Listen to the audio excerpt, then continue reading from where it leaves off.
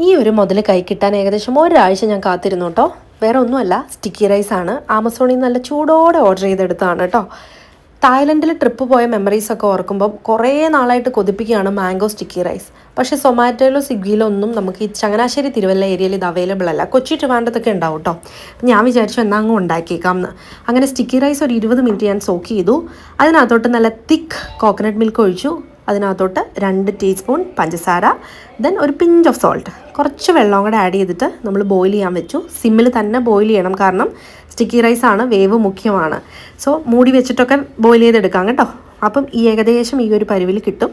അതിനകത്തോട്ട് നമ്മൾ കുറച്ച് കണ്ടൻസ് മിൽക്ക് ആഡ് ചെയ്യുകയാണ് കേട്ടോ. അത് നമ്മുടെ മധുരത്തിനനുസരിച്ച് ആഡ് ചെയ്യാം. ഒത്തിരി മധുരം മുന്നേ നിൽക്കണ്ട, അതാണ് അതിൻ്റെ ഒരു പരുവം എന്ന് പറയുന്നത്. അപ്പം ഇങ്ങനെ ആഡ് ചെയ്തു. ഞാനൊരു സ്കൂപ്പ് ഫോമിൽ ഒരു പ്ലേറ്റിലോട്ട് അത് സെർവ് ചെയ്തു.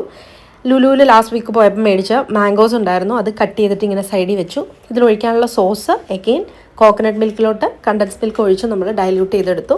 ഇതുപോലെ ഒഴിച്ചു കൊടുത്തു. എന്നിട്ട് മിക്സ് ചെയ്ത് അങ്ങോട്ട് കഴിക്കുക. എനിക്ക് അവിടുന്ന് കഴിച്ചതിൽ ഒന്നും കൂടെ എനിക്ക് ഈ ഒരു ഫ്ലേവറും ടേസ്റ്റും കൺസിസ്റ്റൻസിയും ഒക്കെ ഇഷ്ടപ്പെട്ടു കേട്ടോ. വയറ് നിറച്ച് ഞാൻ കഴിച്ചു.